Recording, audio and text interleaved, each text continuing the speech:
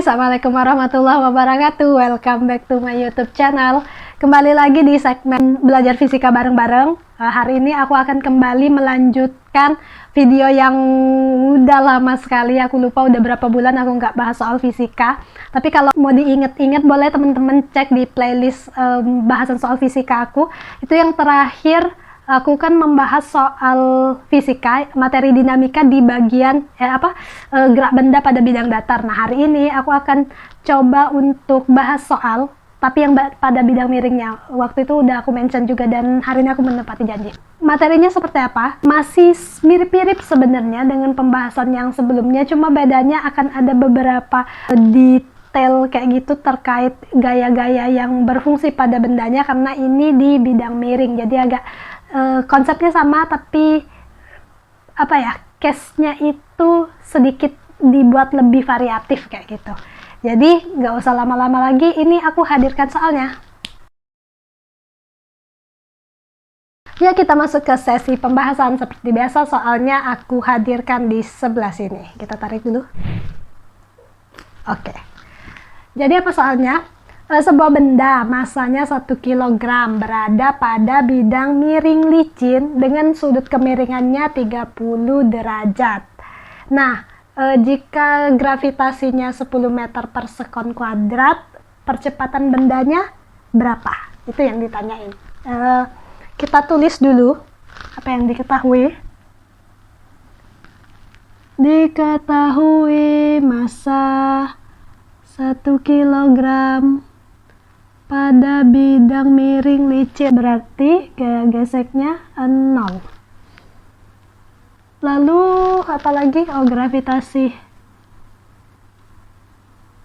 10 theta 30 derajat. Ditanyain berapa percepatan.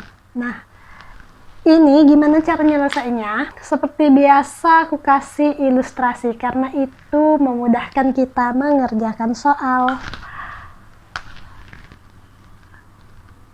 Jadi kalau misalnya ini kita anggap ini bidang miringnya kayak gitu ya. Kemiringannya theta 30 derajat. Langsung aja aku tulis 30 derajat. Ada benda. Bendanya 1 kilogram. Nggak ku tulis deh karena di sini udah ada. Nah, gimana cara nyelesainya kalau bidang miring? Ini teman-teman yang harus diperhatikan adalah kalau di setiap benda yang terletak di sebuah alas ya, dia itu akan selalu ada yang namanya gaya normal. Gaya normal itu adalah gaya yang tegak lurus dengan alas bidangnya. Jadi kalau ini bidang, aku ganti warna.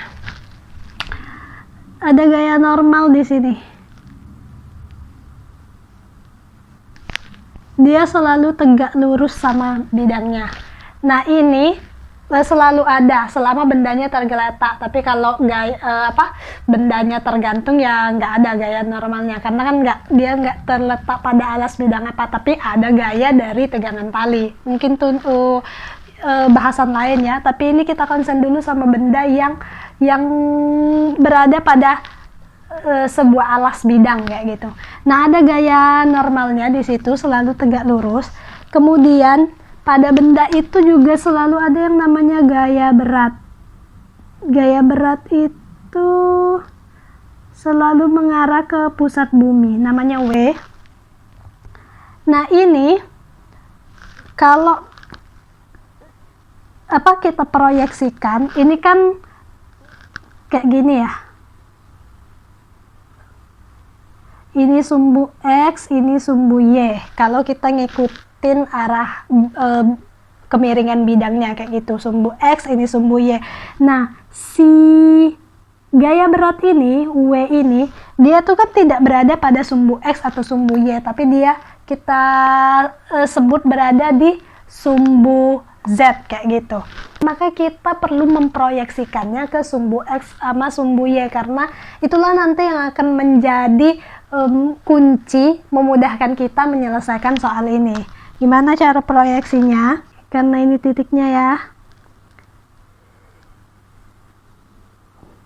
Nah, ini WX kita sebutnya karena berada di sumbu X. Terus di sini ada yang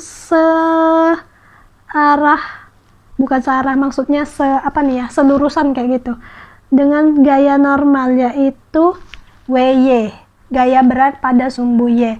Nah, sudut di sini itu sama dengan sudut yang di sini. Tetanya sama, 30 derajat. Oke. Nah, kalau sudah kita proyeksikan seperti ini, udah kelihatan nih, di sumbu X itu ada gaya apa aja, di sumbu Y itu ada gaya apa aja. Gaya-gayanya adalah, kita tulis dulu ya, biar enak nanti. Totalan gaya pada sumbu X itu apa aja? Ada gaya berat. Lalu sebenarnya kan di sini ada F gas kan. Tapi karena F gasnya 0, gak usah kita tulis kayak gitu aja. Nah, di sumbu Y, gaya-gaya di sumbu Y itu ada gaya normal, ada gaya berat pada sumbu Y. Karena dia berlawanan arah, jadi tandanya minus. Nah, inilah gaya-gaya yang berfungsi pada case benda 1 kilo ini yang berada di bidang miring. Cuma karena kita itu hanya meninjau gerakan bendanya, benda ini kan ini ya, bergeraknya di sumbu X. Karena kita mau cari percepatan, bergeraknya kan di sumbu X, bukan di sumbu Y. Jadi bendanya itu meluncur kayak gini, bukan lompat-lompat kayak gitu. Nah, berarti yang kita kerjain yang Fx-nya aja, Fy-nya nggak usah. Ini kita selesainya pakai hukum kedua Newton. Hukum kedua Newton itu apa? Percepatan sigma F di sumbu X ya, per M. Nah, apa aja? Sumbu X-nya ini gayanya cuma si WX ini doang. Kayak gitu. WX itu apa? W itu kalau teman-teman udah belajar, gaya berat itu kan massa dikali gravitasi. Ya udah. Oh iya, ini hal yang perlu diingat dulu. Ini kan WX itu ada kemiringan tetanya di sini ya. Ini kan berada di depan sudut theta. Kalau berada di depan sudut theta itu artinya dia sinus. Kalau ingat tentang trigonometri, jadi WX ini W sin theta bagi M. W-nya apa? W-nya itu M dikali G sin 30 derajat bagi M. Oke. Massa sama massa saya langsung coret aja, nggak dimasukin angkanya 1 kilo karena bisa saling habis, saling meniadakan kayak gitu ya. Sisa G-nya berapa? G-nya 10 meter per sekon kuadrat. Sin theta itu berapa? Sin 30 derajat. Kalau teman-teman ingat cara menghitung yang simple tuh kita pakai jari, ingat kan? Kalau ini 0 derajat, 30 derajat, 45 derajat, 60 derajat, 90 derajat. Ini kan kalau sin 0 itu 0. Sin 30 derajat itu setengah. Sin 45 derajat setengah akar 2. Sin 60 derajat setengah akar 3. Sin 90 derajat itu 1. Kebalikan kalau cos. Kalau sinus kita lihatnya kayak gini, kalau cos kebalikannya, berarti cos itu cos 90 derajat tuh 0, yang cos 60 derajat itu setengah, dan seterusnya, kebalikan dari sinus. Nah, karena ini sinus, kita pakai yang tadi. Sin 30 derajat tadi berapa? Setengah. Ya udah, kita tulis aja di sini setengah. Kenapa ganti spidol? Ya udahlah. 10 bagi 2, 5. Oke.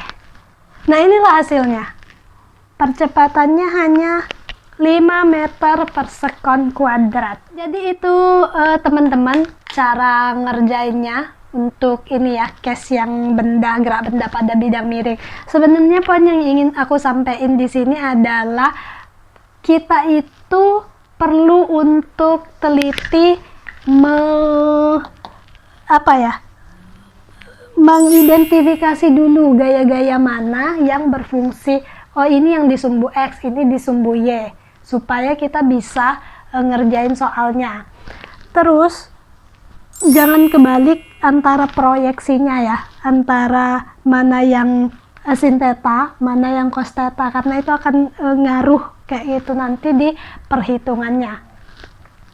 Lalu berikutnya adalah kalau ngerjain soal kayak gini, jangan pernah ngapalin rumus.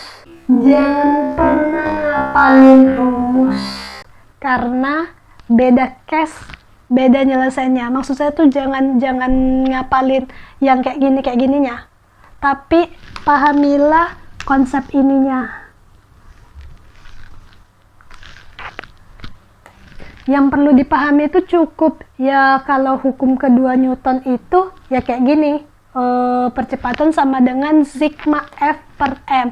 Nah, sigma F-nya ini kan beda-beda soal, beda kasus, akan beda juga penjabaran rumusnya di sini.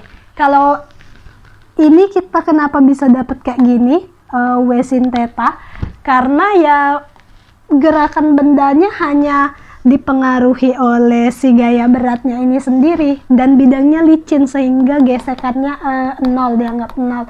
Bayangin kalau misalnya soalnya kita ganti, misal ini permukaannya tidak licin, berarti kan ada gaya geseknya yang nilainya tidak sama dengan 0. Artinya kita harus cari dulu nilai gaya geseknya berapa, dikalikan dengan koefisien gaya gesek caranya.